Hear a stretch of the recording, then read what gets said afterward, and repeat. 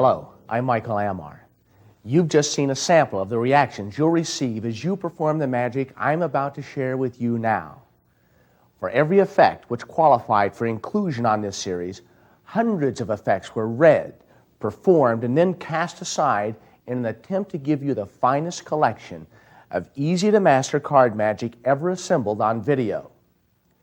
Our objectives were to select simple yet powerful effects, material that beginning-level magicians could attain, yet strong enough to be included in any professional repertoire. Because our criteria for selection was so carefully constructed, all you'll need is a small handful of the effects from this series, and you'll be able to astonish people. Each learning segment will begin with a performance set that combines 2 or 3 effects that work together well.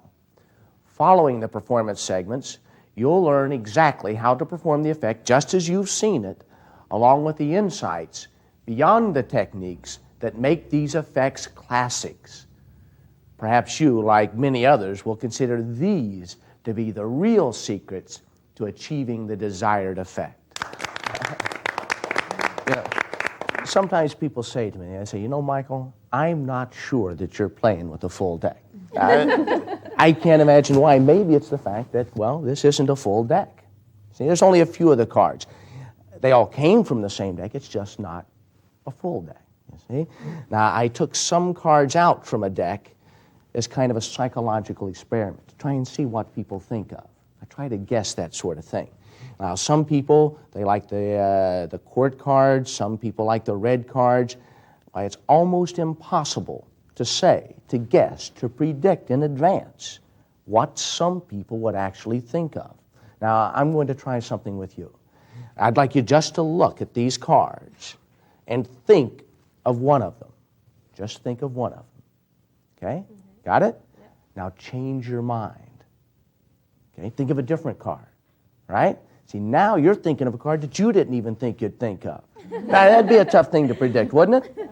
You're thinking of a random card. Now, which one of these cards did you think of?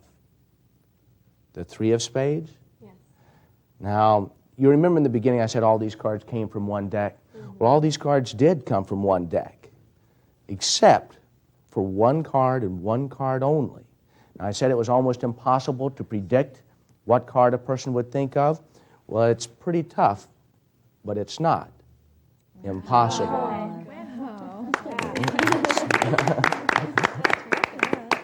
Now, sometimes people have a hard time thinking that was like a psychological experiment. Other people say, well, I'm not sure it was magic. But there's one way to find out. I'm going to put these away, and I'm going to take out the full deck so that we can see if the same sort of thing could happen.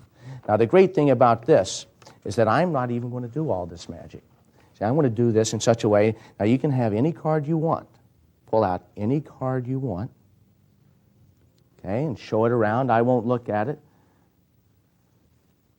Got it? Mm-hmm. And drop it into the deck anywhere. Okay? Now you're going to do the magic yourself. All you have to do is press down on the top of the deck, and you'll find the card for me.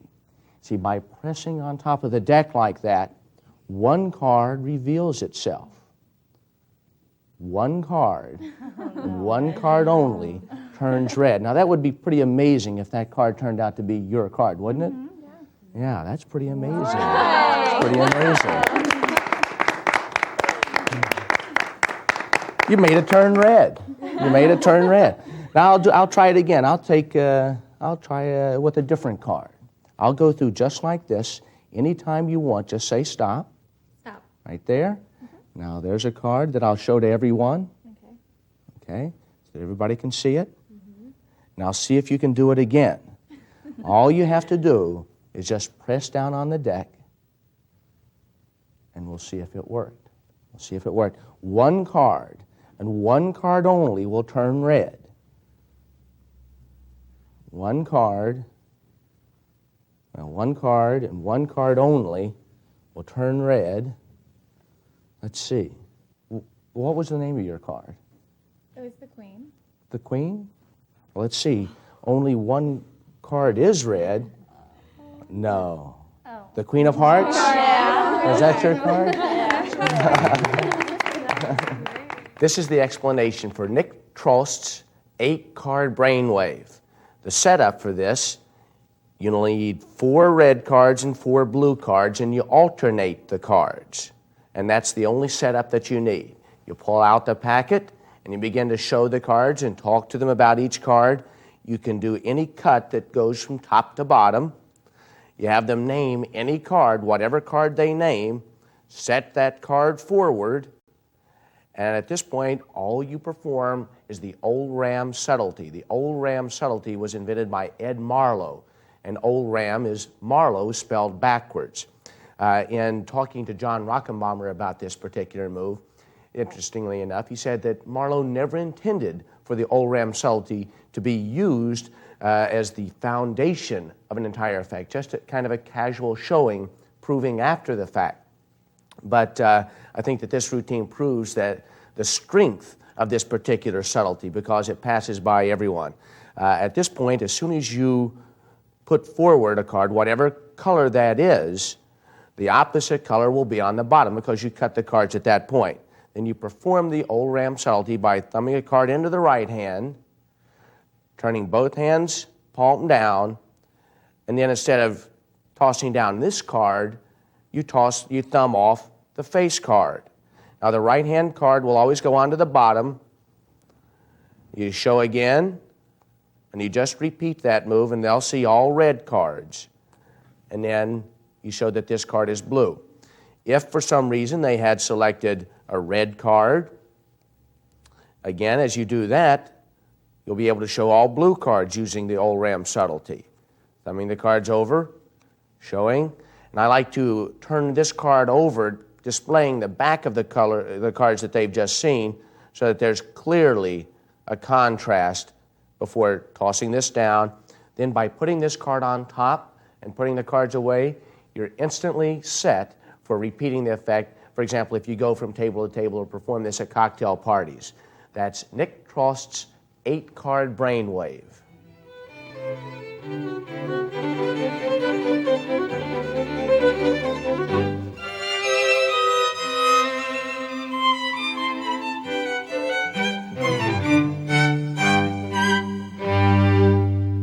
This is the explanation for Red Hot Mama.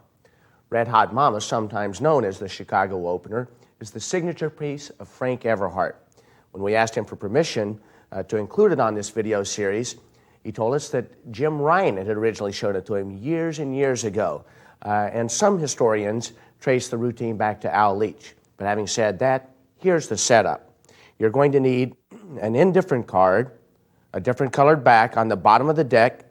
Its mate is on the bottom of the deck right beside it, and that's all you need to set up. The spectator selects a card. In this case, let's say it's the 5 of hearts. You Hindu shuffle to have them replace the card, goes back into the deck.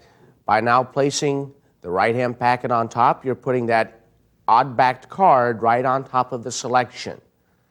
Have the spectator press onto the deck as you go through the deck then to show one card has changed colors.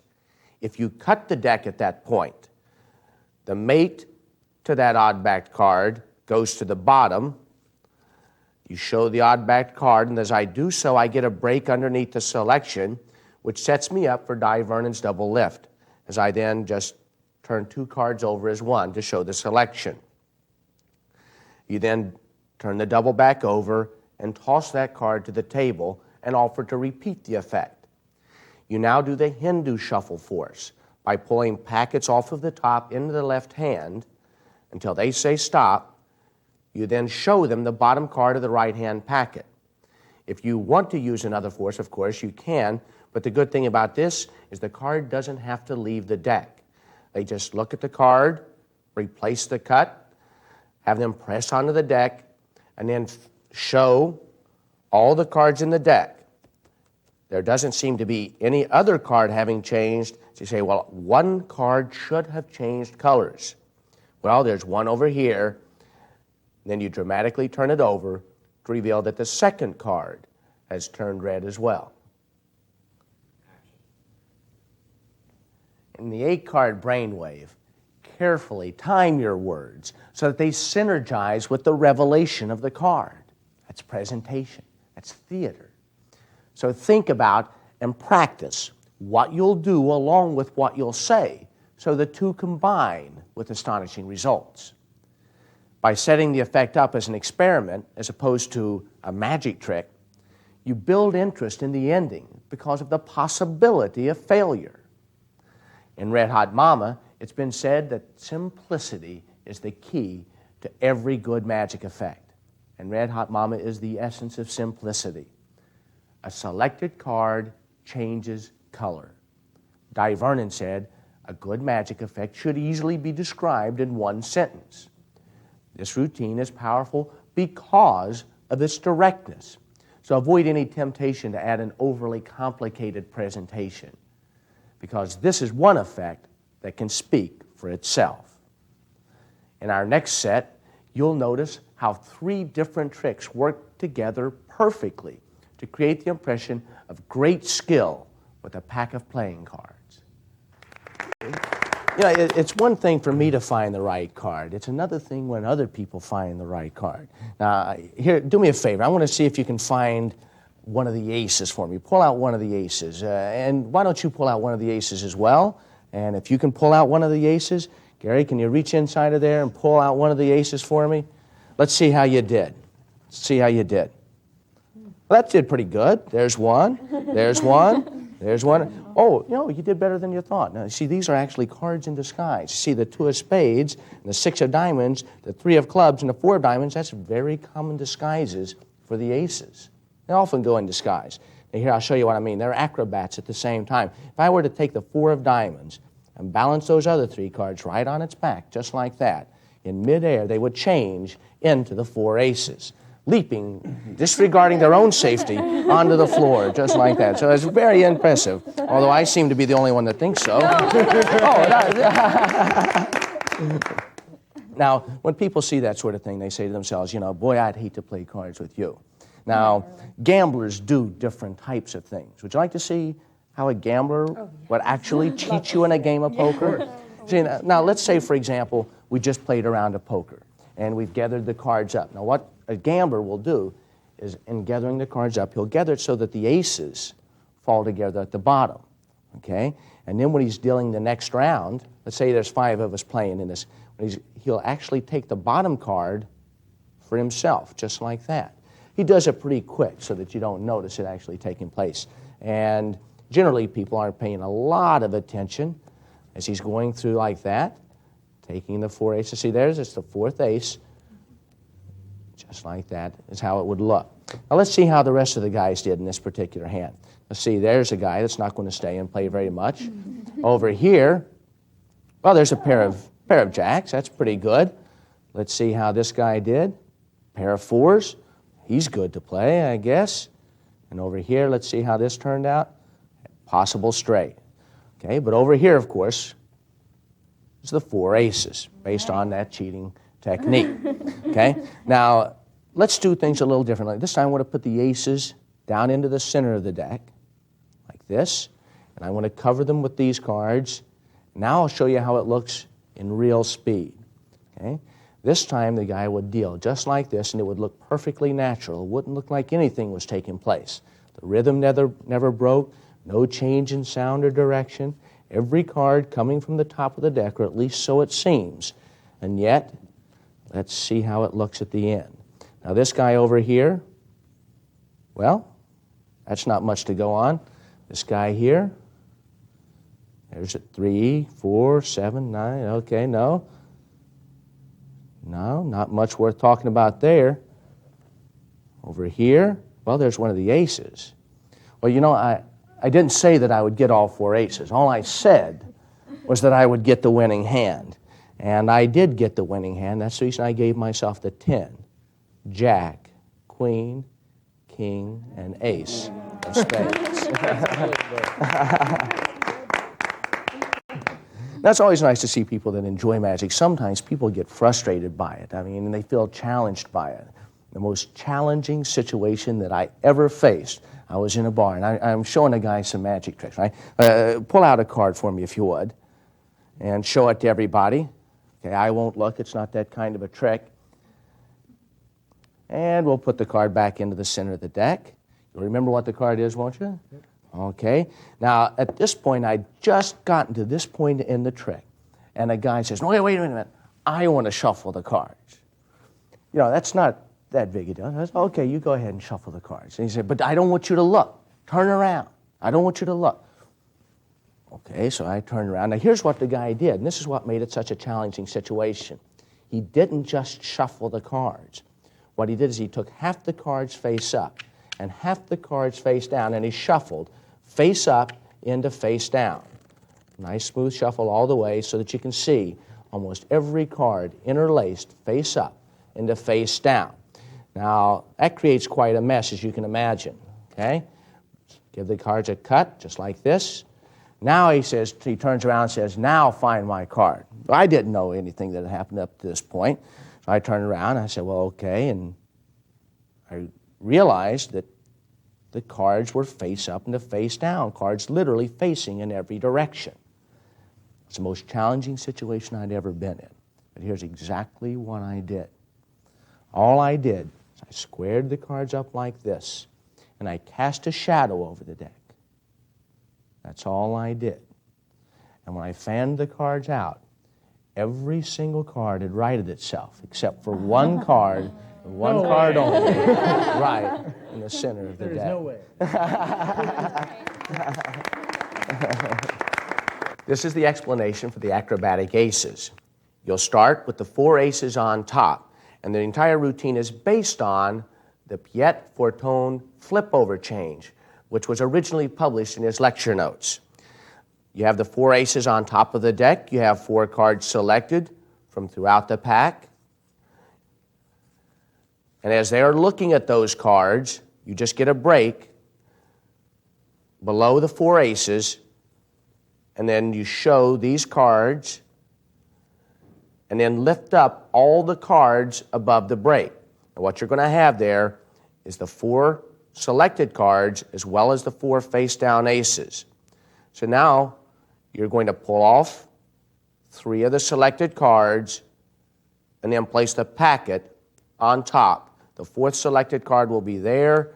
You now have the 4 aces on top of the deck.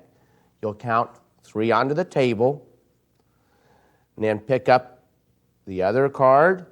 You're going to have a break below the 4th ace as you arrange these cards on the table.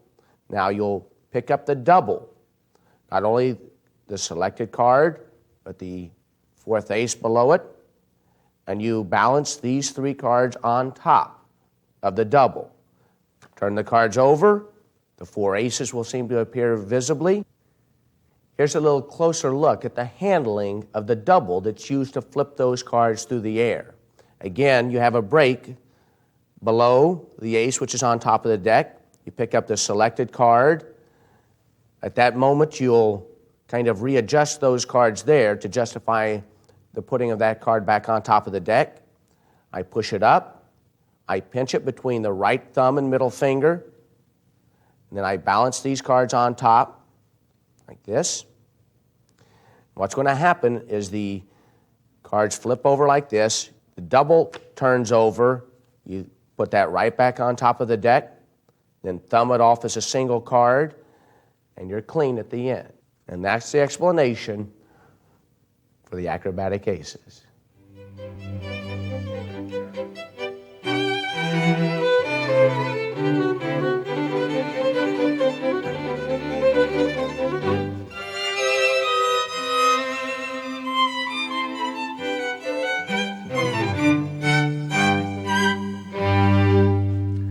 This is the explanation for the secret to dealing a perfect royal flush. I originally read this routine in The Royal Road to Card Magic, but I urge the student of magic to study Harry Lorraine's wonderful presentation that he featured in his book, Close-Up Card Magic. You begin by having the 10, Jack, Queen, King of spades on top of the deck, and you openly take out the 4 aces. The ace of spades will be on the face of the packet as you openly place the 4 aces on the bottom of the deck. By dealing 5 hands of poker and bottom dealing on the fifth hand, what you're actually doing is distributing those royal flush cards as every fifth card to come out. I'll go ahead and turn those face up, as you'll see how those cards are ultimately separated in the perfect position. Bottom dealing on the dealer's hand for later on showing up in the bottom deal here. As you show these hands over here, okay, just make sure that that spade card stays on the face of it as you show them and discard them over to one side. Show those cards, keep the spade on the face packet. Show these quickly.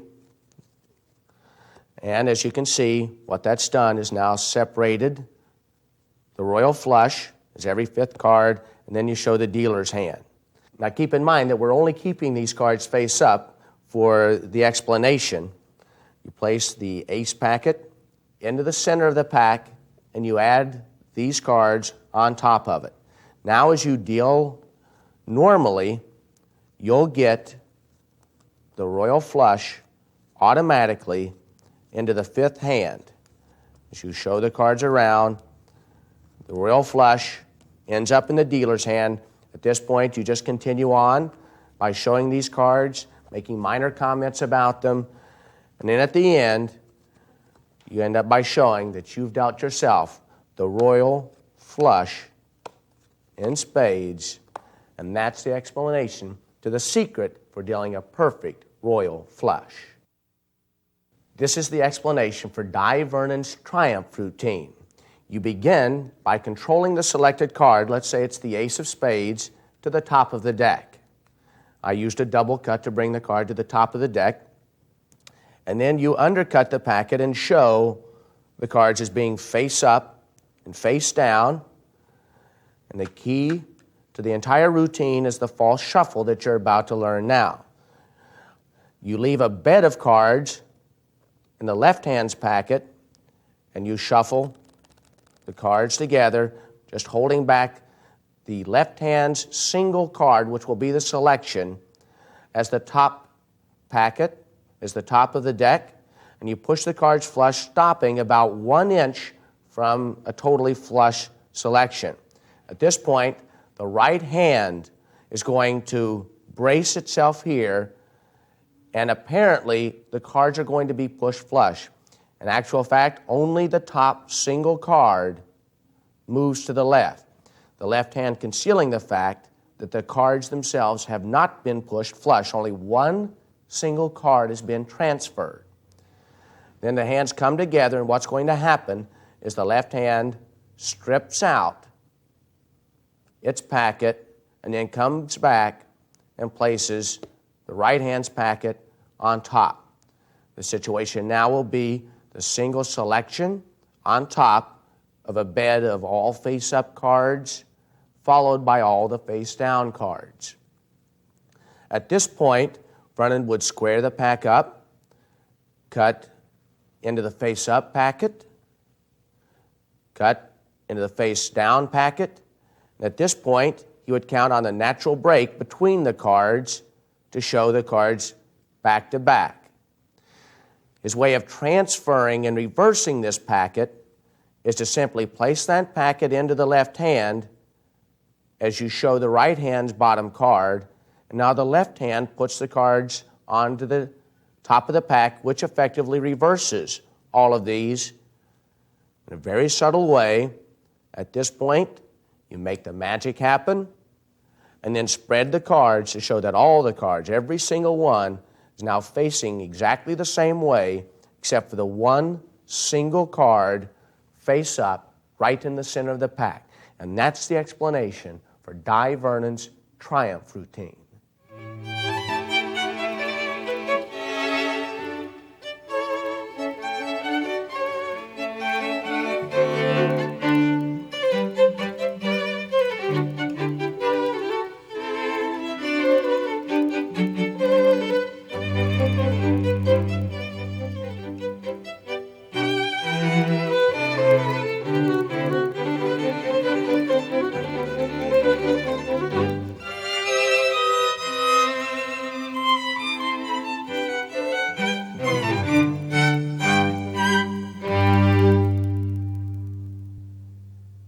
acrobatic aces, the beauty of the Fortune flip-over change is that although only the double card, which is flipped over, actually changes visibly, the viewing mind interprets the effect as if all 4 cards had changed visibly. The construction of the routine gives you perfect cover for the double card that is used to flip the cards through the air. So proceed confidently and smoothly, and the effect will seem truly magical. In The Secret to a Perfect Royal Flush, I've heard it said that the 3 best ways to gain someone's attention is to 1, ask a favor, 2, tell a secret, or 3, to make a confession. That's why the conspiratorial tone you adopt as you deliver the presentation bonds you with the audience while increasing their interest in what you're doing.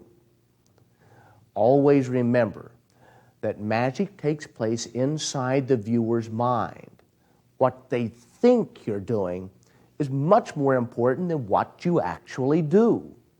If they believe you have sleight of hand abilities to begin with, then they will believe you are actually doing the incredible false deals that you appear to be demonstrating. So if you perform this, be ready to take credit for having tremendous skills. And in Triumph, I had the privilege of learning the real secret from the professor himself, Di Vernon.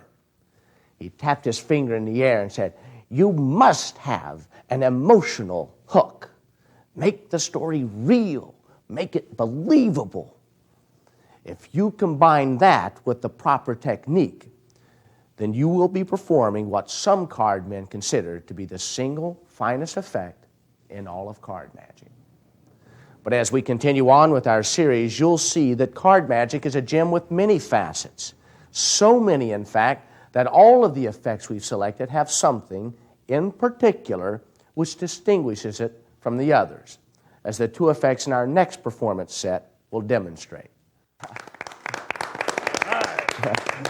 Well, this is the only trick in the world that I know of that has its own name. This trick is called Further Than That. Okay? That's what it's called. See, now, the reason they call it that is because a lot of times somebody will just say, okay, pick a card, right? Okay? But this trick goes further than that.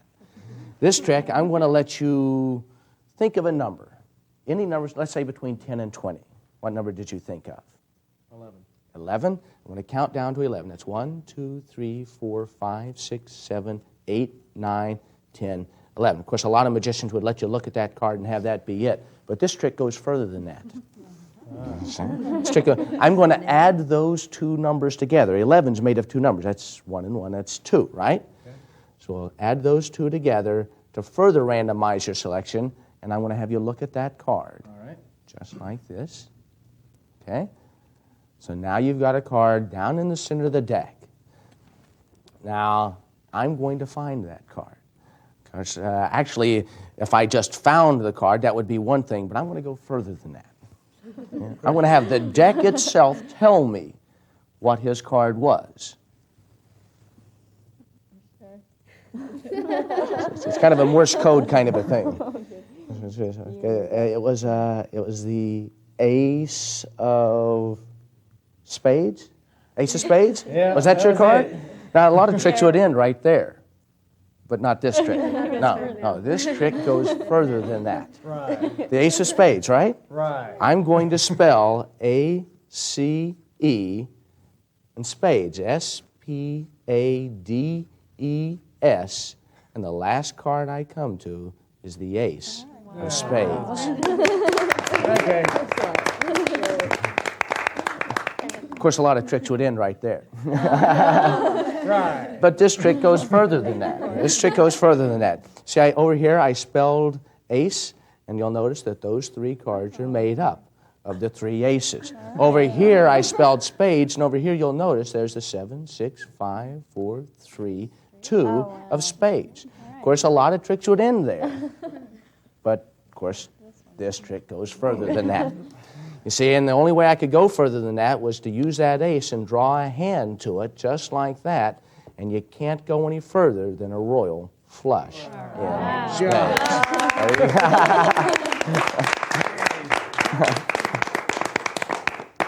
You look like somebody that's played cards before. I mean, you're familiar with a deck of cards, aren't you? Oh, only if I have a cigar in my mouth. Only so you got to get in a gambling kind of Yeah. mood, right? And, well, do me a favor and shuffle the cards up. Make sure that there's no prearrangements or anything like that.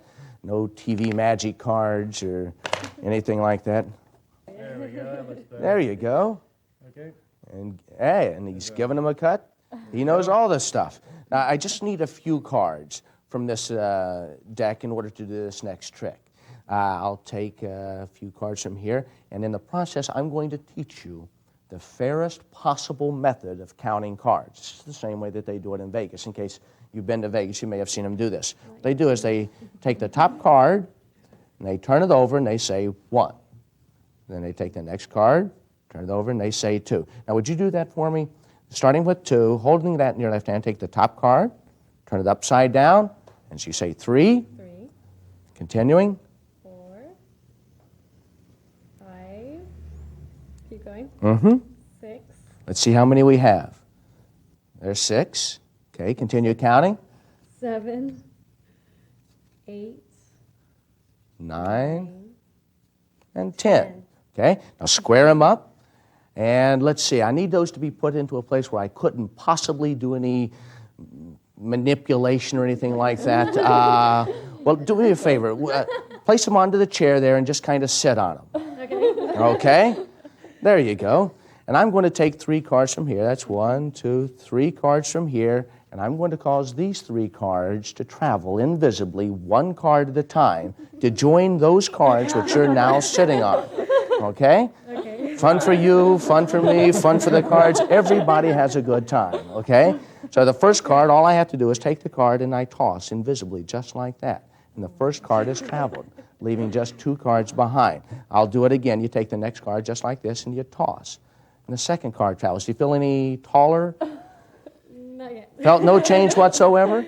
Okay, we'll take the third card, the 2 of clubs, and all I have to do is brush, just like this, and the third card completely disappears, the 2 of clubs completely gone. Now, if I did in fact do that, if 3 cards did in fact travel invisibly to yours, now how many, you started with 10. Yeah. Take those cards out, count them onto the table, and let's see if in fact the magic took place. 1, 2, 3, 4, 5, 6, 7, 8, 9, 10, 11, 12, And... Wait. 13. And 13! And look, the 2 of clubs, it's still warm. It must have been down there the whole time. Well, here, let's try it again. Take those cards, gather them into a square, and just place them against your chest, just right here. Okay? And what I'm going to do is I'm going to try and tune the deck to your heartbeat. Thump, thump, thump. Okay, and there's the first one. Second one, and the third one. Now, you had 13. 13, yeah. If I did, in fact, send 3, how many would she have? 16. Good job. Good job. Count those cards onto the table. Count those cards onto the table. 2, 3, 4, 5, 6, 7, 8, 9, 10, 11, 12, 13, 14, 15, 16. Isn't that amazing? This is the explanation for Stuart James's further than that. The setup from the top of the deck down is the 2 through 7 of spades, 3 aces, followed by the ace of spades, then the 10, jack, queen, king of spades. In checking with Alan Slate to get Stuart James's permission to include this on this video, they pointed out that in the original handling, there was also the 8 and 9 of spades in here. But J.W. Searles had decided and published the idea of just ending with the royal flush, which makes it a more distinctive ending. But this setup goes on top of the deck, and you'll start out by performing the 9 down force, which is going to force the ace of spades. You ask them to think of any number between 10 and 20. That limits them to 11 through 19 because neither 10 nor 20 will work. So let's say, for example, the number is 13. We'll count down 13 cards. 1, 2, 3, 4, 5, 6, 7, 8, 9, 10, 11, 12, 13. You now add those two numbers together. 1 and 3 makes 4. You'll count down. 1, 2, 3. And on the fourth card, that will be the force card, the ace of spades. Of course, if you had dealt 17 cards originally and added 1 and 7, you would be counting down 8, and you would still, of course, arrive at the ace of spades. That card goes on top of the counted down cards. The packet goes on top of that, and this goes back on top of the deck. From this point on, all you have to do is remember the routine. Begin by saying your card was the ace of spades. Then you spell out ace, A, C, E, then spades, S, P, A, D, E, S, and the top card will be the selected card, the ace of spades. Then you go to the ace packet to show the other 3 aces. You go to the spades packet and show the spades in order, 7, 6, 5, 4, 3, 2. And then you end by dealing yourself 4 cards from the top of the deck to conclude by showing the royal flush and spades. And that's the explanation for Stuart James's Further Than That. This is the explanation for Paul Harris's Las Vegas Sleeper. Begin by thumbing over 10 cards to be flipped face up, but as you do, you thumb over an extra 3 cards so that you get a break secretly below 3 extra cards. You turn over the 10 cards and take away all the cards above the little finger break. That'll leave 3 cards secretly face down. Then you explain how they count cards in Las Vegas. What you're going to do is kind of orchestrate exactly how they handle the cards so that you'll ultimately be able to put the packet into their hands so that they can personally count only 10 cards. By beginning the count and demonstrating exactly how they're supposed to do it, you're also giving yourself a little bit of cover in case they should accidentally spread to show 1 or 2 face-up cards or face-down cards on the bottom of that packet. They continue to count, and in the end, they'll have counted 10 cards, and they'll see nothing but face-down cards, apparently having counted all the cards in their hand, completely convinced that they've got only 10 cards. It's a great way to be way ahead as you perform the effect. Paul will now apparently thumb over 3 cards into the left hand. As he does so, using the biddle grip, he'll steal the second card counted back into the right hand packet. You count 1, 2, you'll leave a break between those 2 cards. As the left thumb pulls over the third card, this card is taken back onto the bottom of the right hand stack. As you say 3. That sets you up for the vanish of the first card. Paul will throw in a false count, counting 2 as 3 at this point by saying 1. As the left hand comes back for the next card, it just leaves the card it just counted as you say 2, and then 3. To make the first card vanish, you do the 10th vanish. As you show only 2 cards left, you'll repeat vanishing the second card by means of the 10th vanish. And here's a couple of tips on that particular vanish. You don't want to just lift a card up because that's the way it's going to fall back down. Instead, you thumb it over and turn it around and then brace it up with the left thumb. Then, when the right hand comes and apparently takes it away, all that happens is the card falls back flush with the other card that's in the left hand. But you'll want to be sure and keep the left thumb retaining its position so that there's somewhat of an absence indicated where the card used to be. The second card vanishes, then you'll flick the 2 cards to convey the idea that this is but a single card, and you flash the face of this card for 2 reasons. Not only will it set up the vanish, but later on it will confirm the 3 cards as having traveled, as you'll see in a second.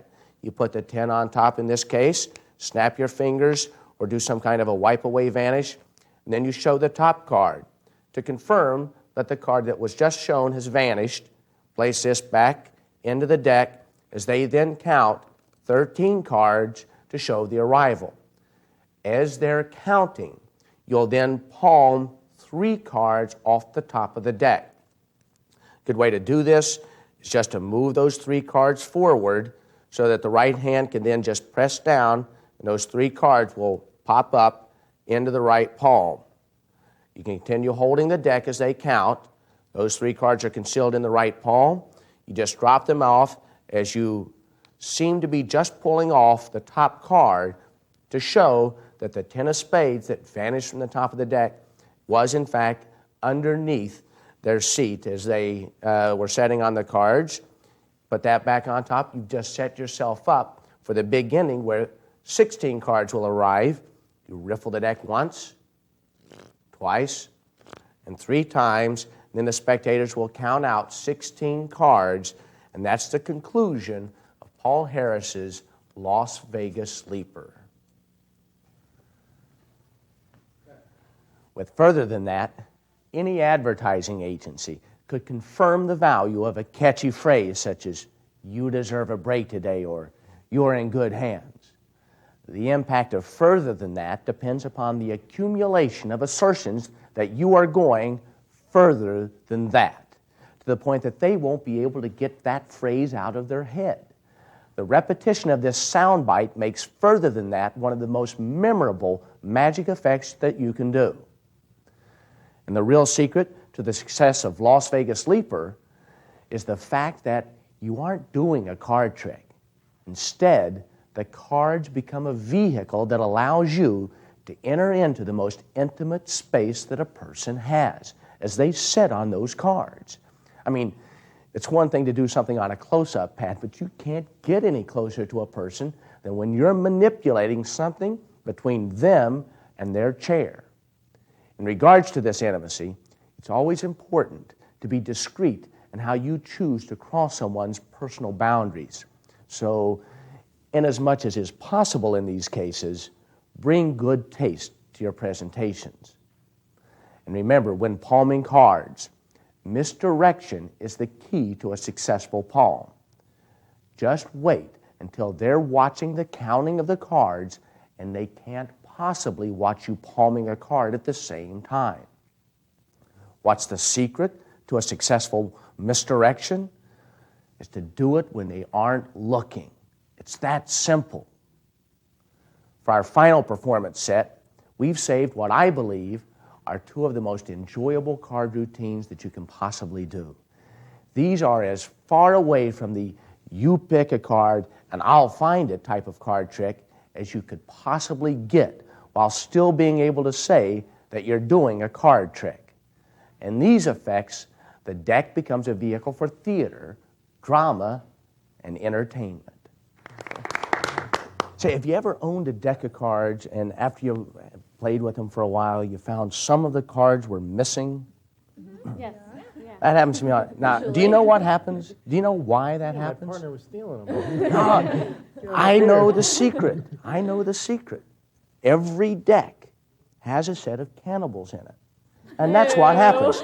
No, here, I'll show you. You see, I'll take these out. These are the cannibals. That's what the K stands for, of course. Cannibal, right? Now, you know what cannibals eat, don't you? Unfortunately, yes. Pygmies. Pygmies are running through the jungle. Cannibals jump on them and eat them. Now, from this virtual jungle of cards, I want you to pull out, if you would pull one out, and if you would, and if you would, we'll get 3 cards that will represent the pygmies in this particular routine. Just 3. I appreciate your enthusiasm, but that's okay. Let's see what we got. Let's see how we got. We have the 9 of diamonds, the pygmy 10 of spades, and the pygmy 8 of clubs. Hey, possible straight. Now, here's how it works. See, the cannibals get hungry, see? So they walk through the jungle like a giant mouth till they come up to a pygmy and they go, smells like 8 of clubs. And they go, and they put it into their mouth. And they chew and they chew and they chew and they chew and they roll over on their backs, they rub their bellies and they burp. When they open themselves up, of course, they find that the first missionary has completely disappeared. But now, No way. the kings are still hungry, so they go through the jungle like another giant mouth until they come to another pygmy. Smells like 9 of diamonds. And they put it into their mouth, and they chew and they chew and they chew and they chew. They roll over on their backs, they rub their bellies, and they burp. When they open themselves up, of course, they find that the second pygmy has completely disappeared. But now the kings are still hungry. So they go back through the jungle till they find the pygmy 10 of spades and they jump on him, put him in their mouths, and they chew and they chew and they chew and they chew. They roll over on their backs, they rub their bellies, and they burp. When they open themselves up, of course, they find that the third pygmy has completely disappeared. But now the pygmies are gone, and the kings are still hungry. So the kings begin to cannibalize themselves. Sad but true. The first to go is going to be the King of Hearts. Just like that, the first card's completely gone. The next to go is going to be the King of Clubs. Listen to the King of Clubs. Listen, you can even hear the bones crunch as the next one disappears. The last to go is going to be the King of Diamonds. Just like this, the King of Diamonds completely absorbed. The only one that's left now is the King of Spades. But if I cut him open, down in his stomach, you'll find not only all 4 kings, but inside of their stomachs, there's the pygmy 9 of diamonds, 8 of clubs, and the 10 of spades.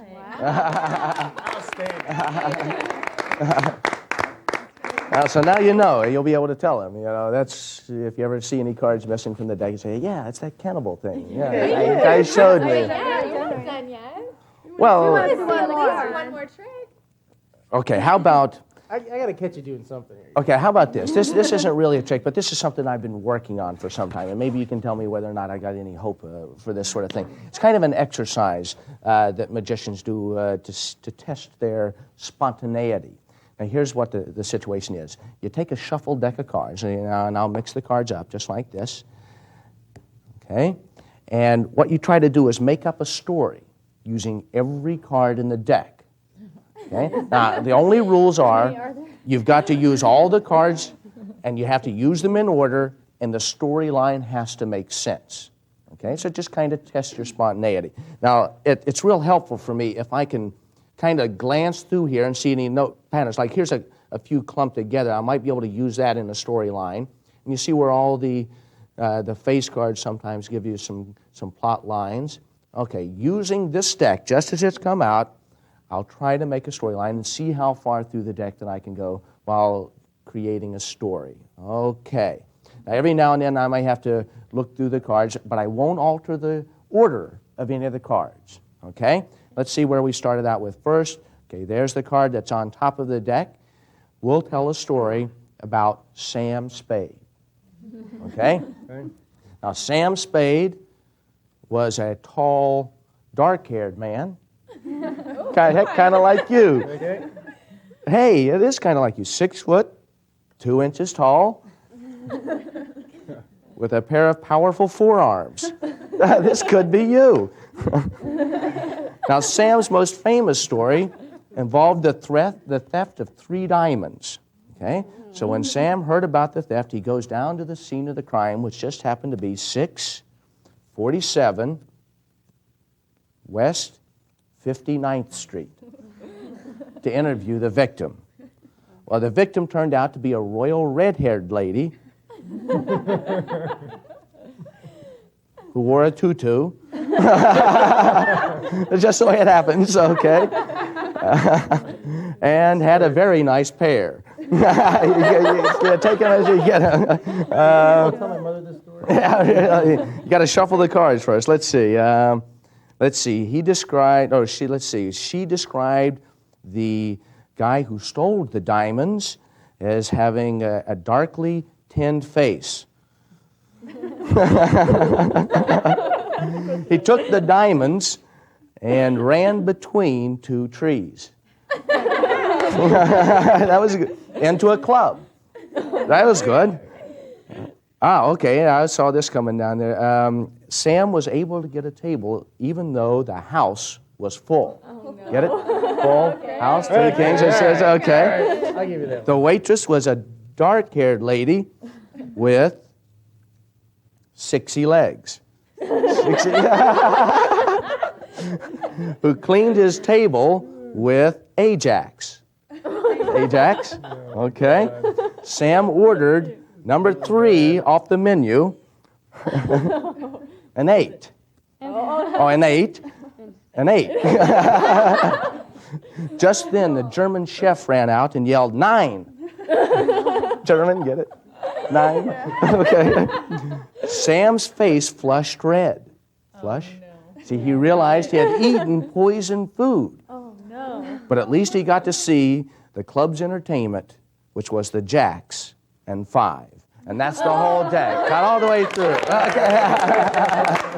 This is the explanation of the cannibal cards. The cannibal cards as a concept was originally invented by Lynn Searles, but the routine has evolved considerably since that original concept.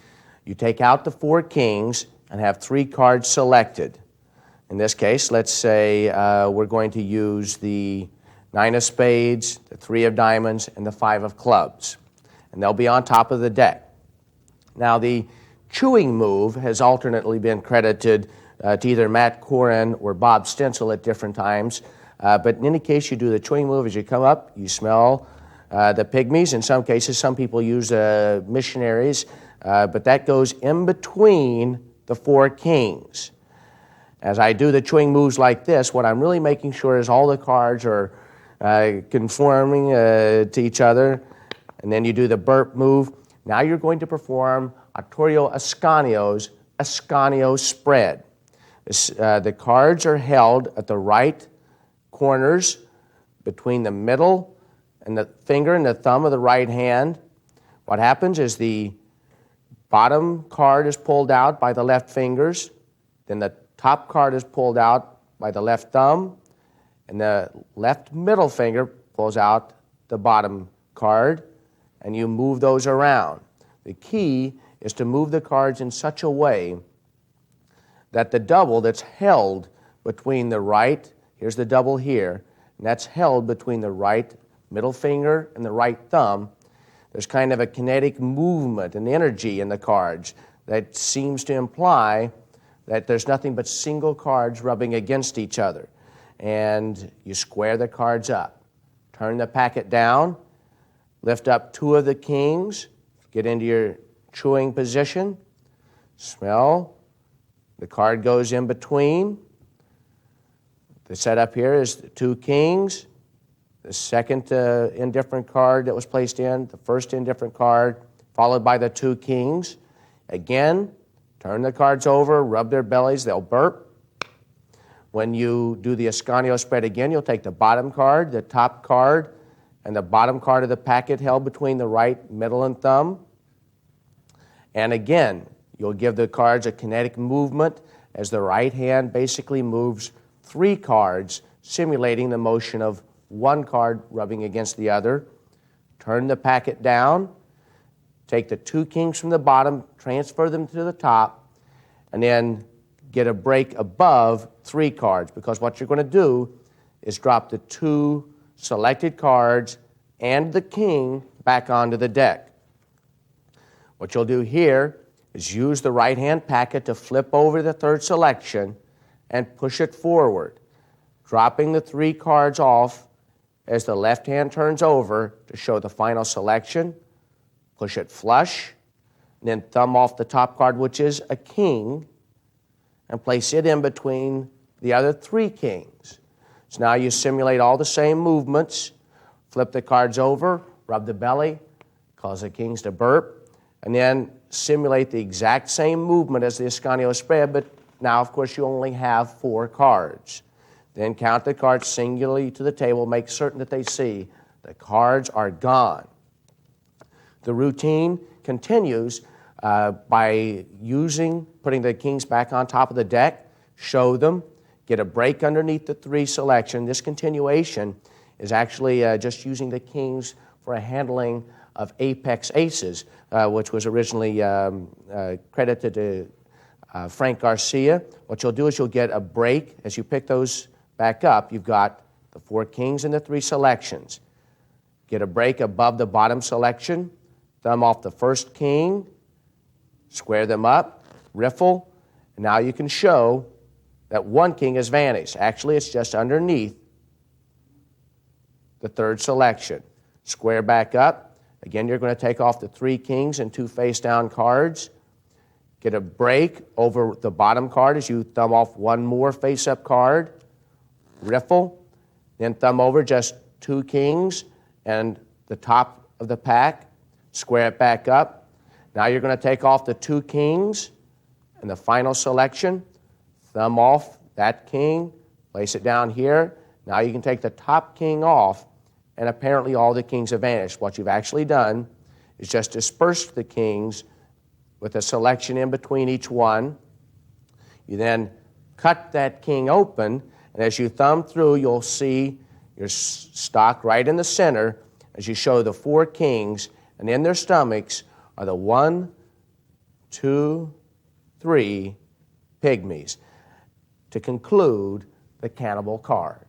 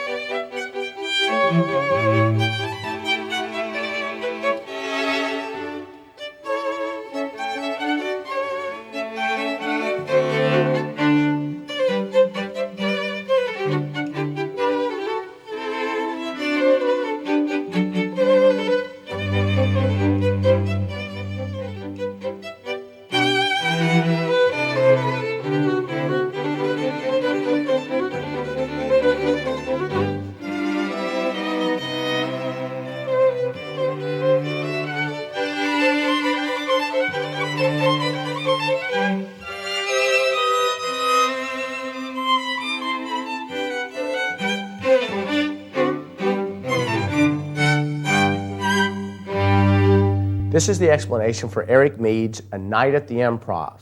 It's a full-deck stack storyline along the lines of Sam the Bellhop or Diamond Jack. Eric has modernized it in a few ways. Not only is he performing without a lot of the impossible setups like four-of-a-kinds and things like that, but it's a more modern storyline, as well as the addition of the concept of apparently shuffling the cards prior to the performance. I began my performance by using Irv Weiner's false cut, first taught by him in his Menu Secrets back in the 50s. You cut a small packet into the left hand, and as you kick the next packet in, the left little finger goes between the two. Another packet, and the ring finger goes between, and the final packet is separated by the middle finger. This is concealed by the right hand as you pause a bit, and then you go into your reversing of all of those cuts, because apparently you've just thoroughly mixed the packet. In performing this routine, it's perfectly logical to say I have to get some idea of the storyline that I can depend on, and you can show everyone the deck. Once you know the storyline, it'll be obvious to you, but no one would ever be able to look at this stack and see anything other than a mixture of cards. You then square the packet up, and an important point here is to not say any part of the story until you see the cards. That makes it more realistic. You look at the card, then you think, oh, well, he was a handsome, dark-haired man, 6 foot, 2 inches tall. At that point, it also makes sense to occasionally look through to get some idea so that it's more realistic as you then say, oh, and he had a pair of powerful forearms. Continuing on through the storyline until the entire deck is exhausted, and I think that you'll find this a superb routine for either close-up or stand-up. That's Eric Mead's A Night at the Improv.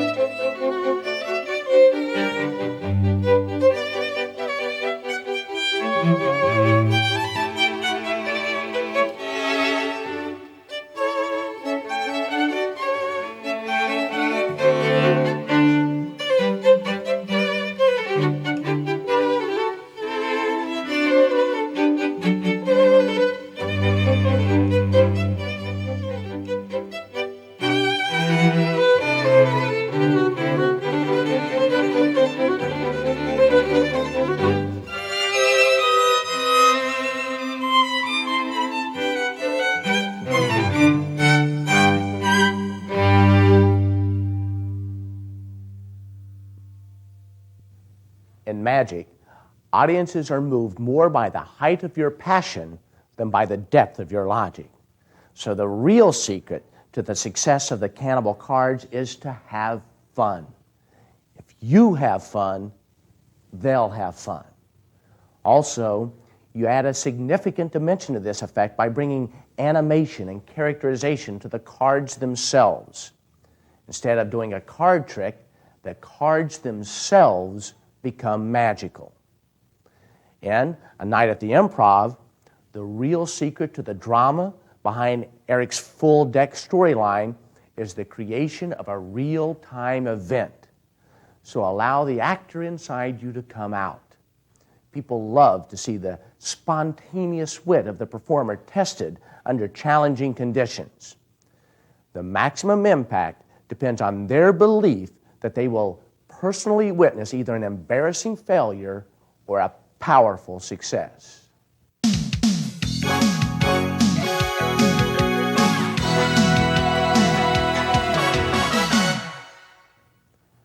The people at L&L Publishing, in an all-out effort to give you more value for your money, have made arrangements with Paul Freed, the owner of D. Robbins and the current copyright owner of the Tommy Windsor insurance policy, to provide every purchaser of this video with the prop necessary for the performance of the following bonus effect. The new routine for the insurance policy was developed by myself along with Brad Henderson. So let's watch that performance. Most of the tricks that you see a magician do, you got a pretty good idea that he's going to succeed. Now, a lot of people don't realize that magicians, we have to do things to make sure that we're going to succeed. Like, I've actually taken out an insurance policy to make sure that every time I perform a card trick that it turns out okay. It probably sounds bizarre, but it's true. Right. Well, here, I'll prove it. Here, in fact, I'll go to an extreme to make sure that I do everything as fair as I've ever done it. Now, for example, I'll shuffle the cards until you say stop. That's pretty fair, isn't it? Stop. Right there? Right there. Now, that's pretty fair. Now, here's what I'd like you to do. And don't let me influence you in any way. I want you to just cut off any number of cards and place them onto the table. Any number of cards that you'd like at all. Okay. Okay. There we go. And I'll mark that. You probably thought I was kidding you when I said I had an insurance policy. It's true. I have an insurance policy. The Society of Conjurers and Magicians, double indemnity coverage. I have $1,000. Like, if I don't find your card, you could get $1,000. I'm not encouraging you in any way. But let's take it for example. Okay, now see your card? Okay. Show it to everybody. Got it? And we'll just drop it right back into the deck, just like this. Now, to show you how fair I am, you can shuffle those cards. Now, that's pretty fair, isn't it? Let's see. Now, I shuffled till she said stop, right? I kept shuffling, say stop anytime. Got the cards anywhere you wanted to. Now he's getting to shuffle the cards. Heck, that's pretty fair. That's pretty fair. I'm covered. I'm covered. That's stress on you, huh? Yeah, what do I care? Now, and cut the card. So now there's no way I could have influenced the card that ended up on top, right? No way. Now, no way you could have influenced the card that ended up. You cut wherever you want. Not likely. That's pretty fair, right? Yes. Turn over the top card. You remember your card, don't you? There's no way. You remember your card, right? I'm going to have nightmares tonight. Turn over that card. What do you think? No. That's not your card. No, that's not my card. Really? No. It's not- oh, okay. Well, actually, that's an indicator card. Okay. Yeah, that's it. An indicator card. That indicates that the no help from you. That indicates your card must be, I guess, what? 9 cards down. It was a 9. It was a 9. So count to, yeah, that's it. Okay. Count to 9. Let's see if the 9. Okay, the 9th card down. 1, 2, 3, 4, 5, 6. The tension builds. 7, I'm not sure I want to pull this card. 8. No, that's not it. That's not it. That's not it. That's not it. That's not it. These are all indicators. This could be your, yeah, this indicates I blew it. That's what actually, well, heck, you could be in a very unique situation here. Let's read the collection procedures. There's some things, you got to read these. Okay, 1, let's see. Was the deck fairly shuffled before the selection? Yes. It was, okay. 2, was the card freely selected by means of a random cut? Yeah, it was. 3, did the spectator shuffle the deck after the selection? Yeah, it is over. Did the spectator turn over the top card? Yeah. Yes. Was that it? No. No. If not, did you try to get away with the old indicator card bit? Yeah, I did. Remember, I said, hey, that's an indicator. Yeah. I tried that. Did they buy it? Yeah, you bought it. No. Sort of. Sort of got away with it. Okay, did that locate the selection? No. Okay, don't panic. It says right there. It says, don't panic. Initiate emergency sucking up protocol immediately. I like that shirt. Did I tell you that? I like the shirt. Okay. Finally, try offering to give him a kiss instead of the money. No, this is where it really fails. You wouldn't want a kiss instead of money, would you? No, okay. Well, it says nice try anyway. I guess they know. It says nice try. Now show them the escape clause, then bow to thunderous applause. The escape clause. Well, that must be inside here. What was your card? Oh. 2 of spades? Oh no. 2 of spades? Was that it? I'm covered. Oh, wait a second. There's an 11th step here. It says, in order to make everybody happy, give them a wet, gooey kiss anyway. Well, fortunately, I just happen to have this Hershey's Kiss in my pocket for the last week. And that's for you, a kiss for helping out, isn't it? This is the explanation for the insurance policy, your bonus effect. You begin by having the force card on the bottom of the deck that matches your insurance policy. I like to start by saying, I'll shuffle until you say stop. Now, all I'm going to do is the overhand shuffle, which retains the card on the bottom of the deck. As I strip away the cards there, the card just stays on the bottom as I overhand shuffle until they say stop. If they don't say stop in the first run-through, of course, you just repeat that milking situation where the bottom card stays on the bottom and you shuffle until they say stop. Have them cut off any number of cards, and as they do, you mark that cut by placing them at a right angle, and at that point, you bring out your insurance policy. This gives you the time misdirection that the crisscross force needs. You talk about your insurance policy, you set it down, then you show them the card that they've cut to, and the rest is just following along what's taking place. You give them the cards, you tell them to turn over the top card. Only in one case out of 52 is it going to be the selected card. Of course, I recommend that if that should happen to you, you take credit for the impossibility and then go on by saying, oh, and just to make sure I was doubly covered, then you show the insurance policy, and it'll seem just as impossible. And then you just don't read the collection procedures. But if that's not the card, you say it's the indicator card, you count down 3, that won't be the card either, and from that point, all you have to do is read the scam collection procedures, and at the end, hand out a Hershey's Kiss. You've got a perfect routine that will play for 5 people up to 500. And that's the Society of Conjurers and Magicians insurance policy. Thank you for being with us. And thanks again to the many creative minds who have so generously contributed their material for this project.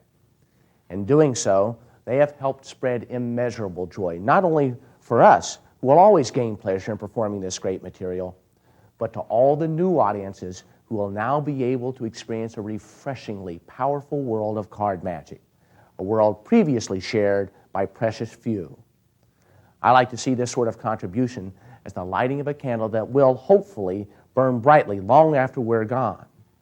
Cabot Roberts said, to light such candles is almost a gamble with eternity, because who knows how many successive candles will be lit, or when, if ever, the flames will cease or the influence die.